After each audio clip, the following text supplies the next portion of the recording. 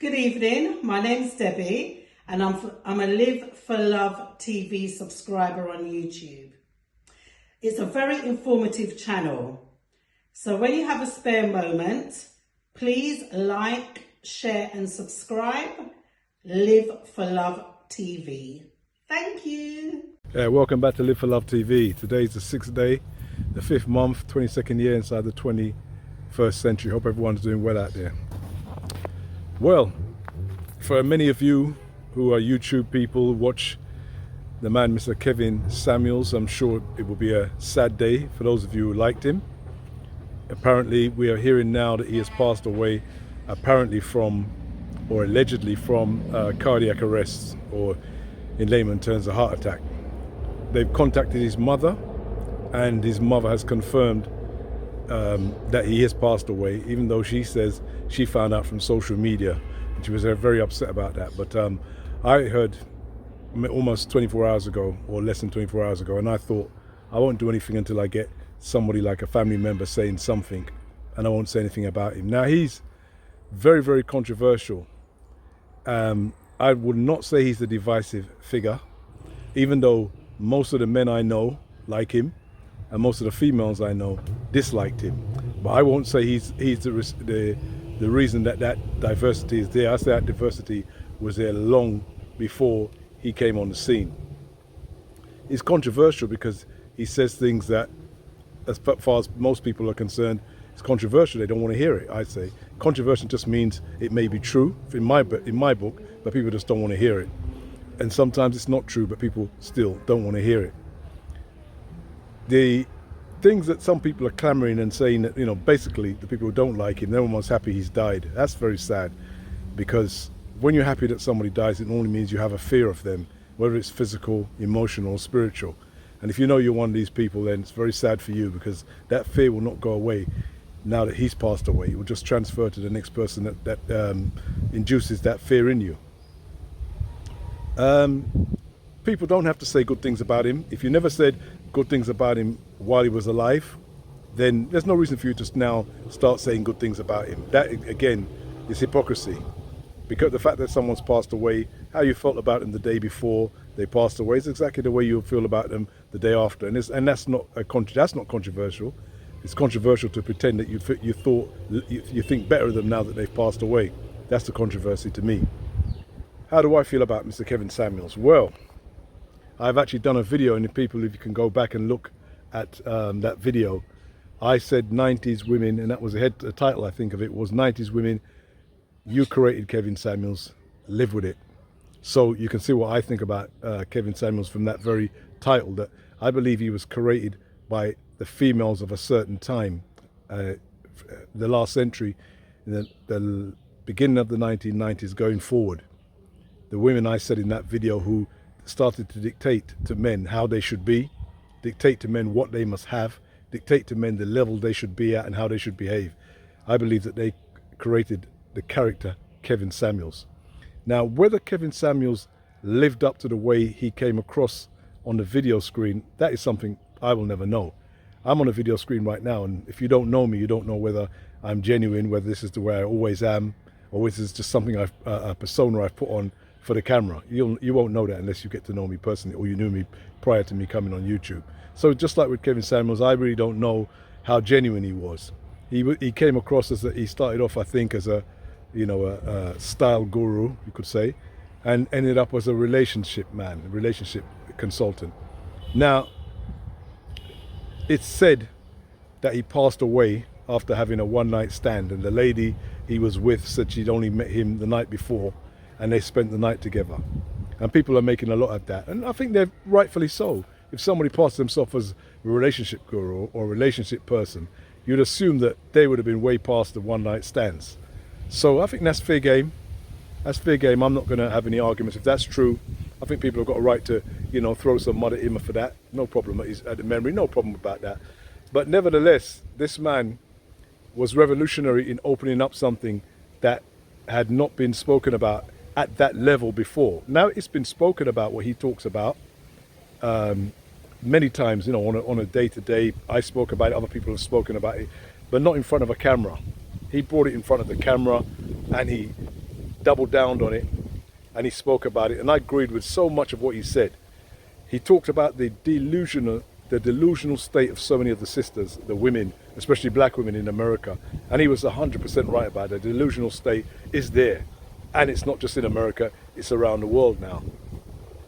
The only thing I would have disagreed with him is sometimes his tact was a little bit too harsh, I thought, but that was his way.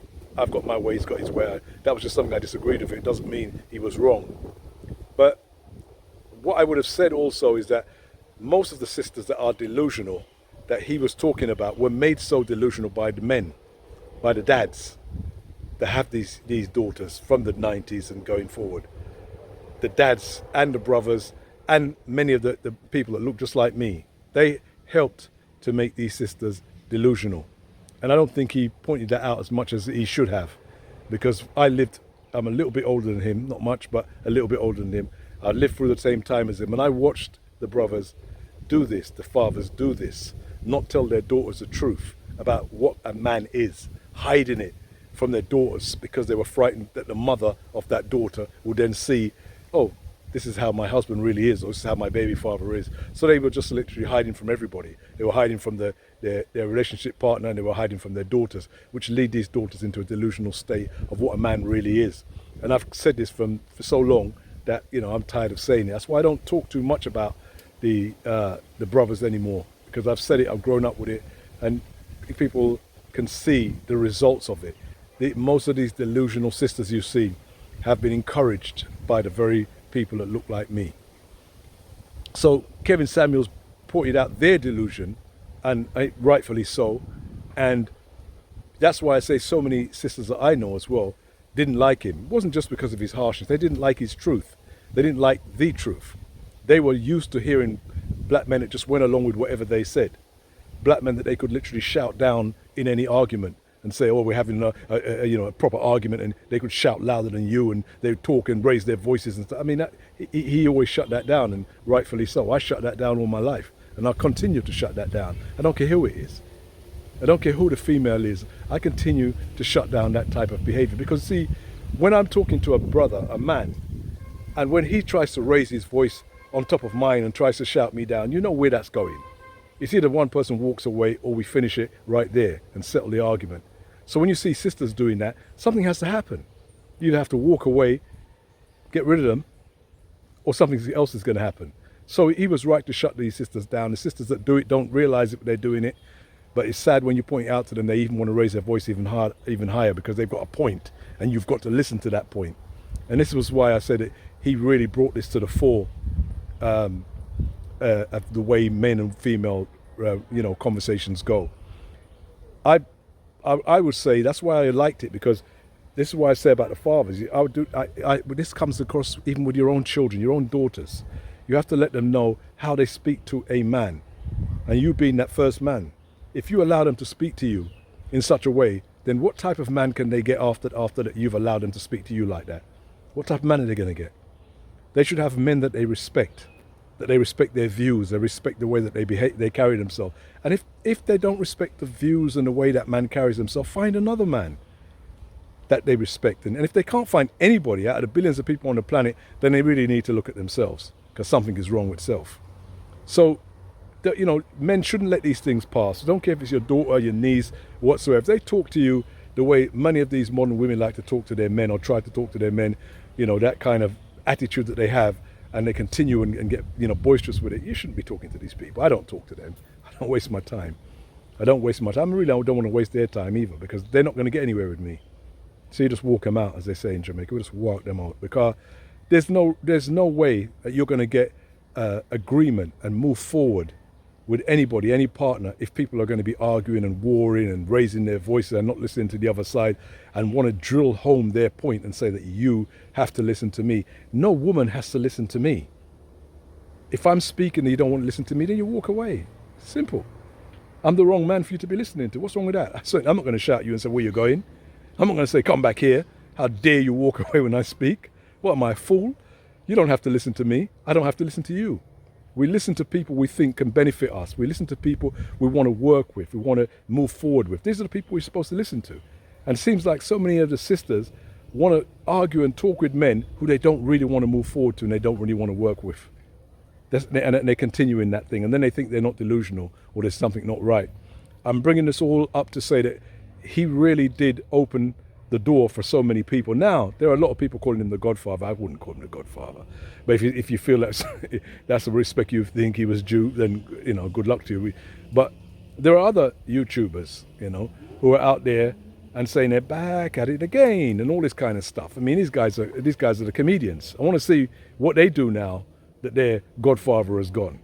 Because they talk this brave, strong talk as if it was them speaking, because he opened the way for people to speak. And a lot of men are doing this. They're sort of pointing towards Kevin Samuels and the way he speaks to women and how he addresses them, how he's able to put them in their place with certain words and ways that he carries himself. And they think by supporting him, that allows them to be able to do that. No, it doesn't. It doesn't. You still have to do it for yourself. Kevin Samuels can't live your life for you. He cannot be in the room with you when you're talking to a sister. So you can listen to him all day long. You're never going to be Kevin Samuels. So if that's why you call him a Godfather, you've missed the boat.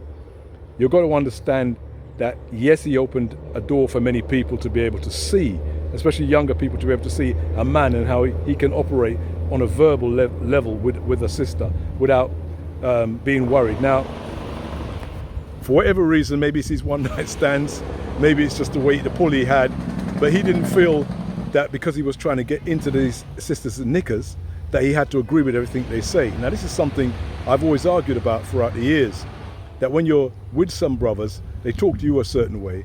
And when a sister comes in, they're supposed to, let her know exactly how a man is. They start pandering to her. And they pander to her for one reason, because they want to get between her legs. That's not a manly thing to do. That's not a manly thing to do. You don't pander to somebody, and that's going to, especially you younger, do not pander to a woman because you want to get between her legs. And the fact that you want to get between her legs is not a crime. That's the way human beings are made. But you don't have to pander to her to do it. She should be inviting you because you are a man between her legs, if that's the woman you want. That's how you will get there. You don't pander to her and agree with everything she says and whatsoever, because you're never going to be on a strong footing, as we've seen with a lot of these celebrities recently, and in the way that some of their women treat them and the way their women talk about them behind their back, or sometimes even to their face. This is why, because you pander to the person. The person has no respect for you whatsoever. I don't care how much money you got. You cannot buy a female's respect. That's just the way they're made. They'll pretend they respect you. Of course they will. And they'll make all the ooh, ah, and all that kind of noises if you've got enough money. Absolutely.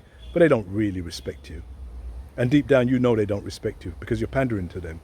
So Kevin Samuels, on the face of it, didn't pander to these sisters when he spoke to them. I don't know what he was doing behind closed doors, if he was pandering to them, but in front of the eyes of the YouTube, social media, he didn't pander to them. A lot of people respected him for that. I have to say, I don't know if it's a case of respect, but I was glad to see that somebody could do that. It's been sad to me to see Black America and the way it's gone since the days of the Malcolm X's and some of the Stokely Carmichaels and the H.R.I.P. Browns and some of these brothers who spoke up and were men. They sounded like men and acted like men. Over the since the days of the disco queens and disco kings, the men just seem to have disappeared out of America altogether, just completely gone altogether. You don't hear anybody that even sounds like a man, from Black America. And Black America has always been the leader of the black diaspora. So that's why it's so sad. It's very few people you ever hear that you can actually look at and say, yeah, man, see a real man there. So respect to that brother. Very few. So when this man came along and started speaking in such a way, a lot of people said, wow, this is new. This is something else. We never heard anybody, most of them had never heard anybody speak to a woman one-on-one, face-to-face like that. That's very true. They'd never heard it. And it was good that they could hear it, whether he was authentic or not.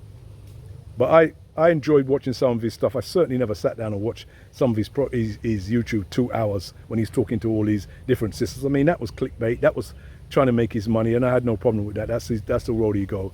Most of us wouldn't spend that much time, maybe 15 minutes with 100 women if they were talking the same trash that some of these sisters were talking to him.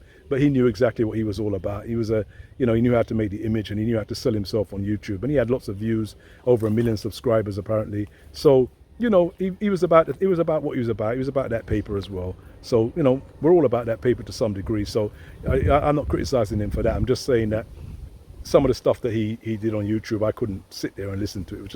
It's just ridiculous to me. Some of the sisters were so delusional that when you know the old saying, if you're going to sit down and talk to a delusional person, sometimes people wonder how delusional you are. But since he was making money from it, he knew why he was doing that.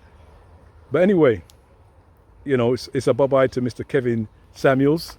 For those people who followed him and really, you know, hung up on his every word. He's got so much material out there that if he done you any good whatsoever, you should be able to pick up from where he's left off, and you should be able to move your life forward in the way relationship that you need to, if he did you any good.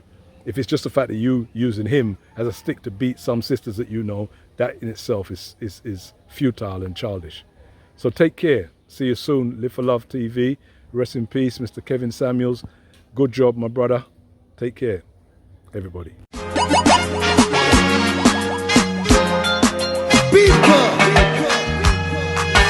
one step more, one step more, one step more, one step more until you reach your goals. One step more. This is Live for Love